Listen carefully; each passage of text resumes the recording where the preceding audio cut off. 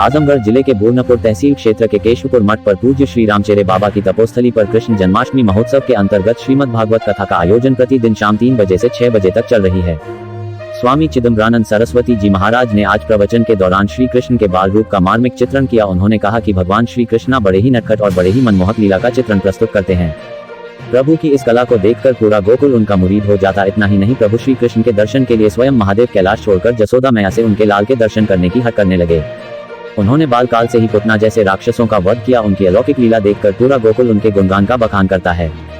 बाल काल में ही उन्होंने खेल के माध्यम से दुष्ट नाग कालिया का मर्दन किया और स्वयं उसके फन पर नृत्य करते हुए समुद्र से बाहर निकले। ये लीला देखकर लोग आश्चर्यचकित थे।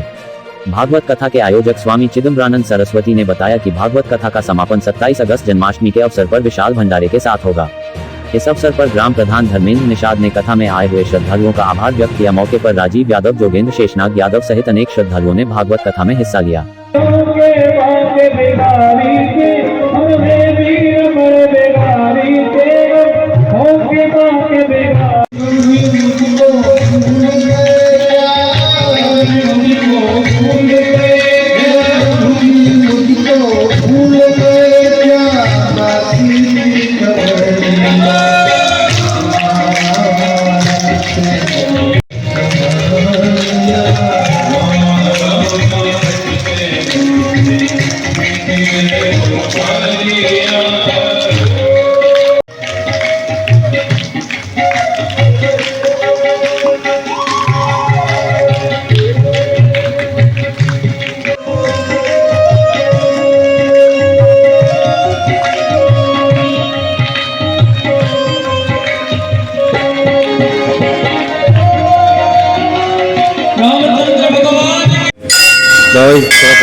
अपना पहले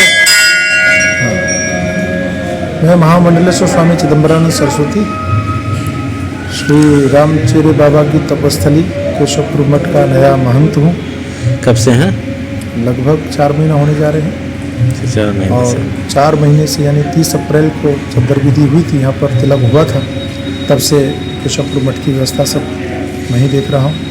कहाँ से ताल्लुकात रखते, कहाँ से बिलोंग करते? मूलतः तो मुंबई से हूँ, मुंबई में रहता हूँ मैं, मुंबई में। अच्छा, मुंबई में रहते हैं। लेकिन नैमिषारण्य में हमारा गुरुस्थान है उत्तर प्रदेश में। अच्छा, लखनऊ के पास में जो नैमिषारण्य है, वही जो सबसे विख्यात तीर्थ है, उसी नैमिषारण्य में हमारा गुरुस्थान है। और महात्मा की जन्मभूमि वही मानी जाती है जहाँ उसका गुरुस्थान है। नैमिषारण्य होने से हमारा परिचय सबसे बड़ा उत्तर प्रदेश का ही परिचय है, उत्तर प्रदेश का ही हूँ मैं, ऐसा समझना चाहिए।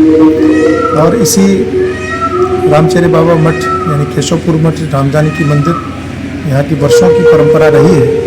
अनेक वर्षों से यहाँ जन्माष्टमी का महोत्सव होता आया है। सभी ग्रामवासी और सभी रामचेरे बाबा भक्त मंडल के सदस्य मिलकर के इस कार्यक्रम को आयोजित करते रहे हैं। इस बार हमारे मन में था कि मेरे महंत के रूप में मेरी नई नियुक्ति हुई है, थोड़ा कुछ अलग होना चाहिए।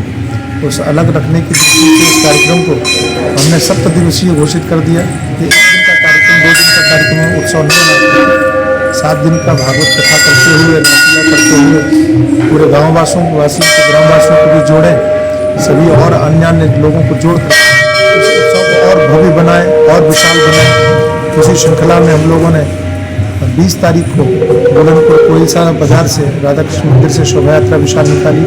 हमारे प्रधान जी के बड़े प्रयास और जितने भी लोग हमारे यहाँ हैं उन लोगों के सहयोग से सुंदर शोभा यात्रा 108 महिलाएं सिर पे कलश लेकर के चली। भव्य शोभा यात्रा निकली। बारिश थी, लेकिन उस बारिश पर हमारे भक्तों का उत्साह भारी पड़ गया। आनंदमय शोभा यात्रा पूरा किया और अब कथा चल रही है।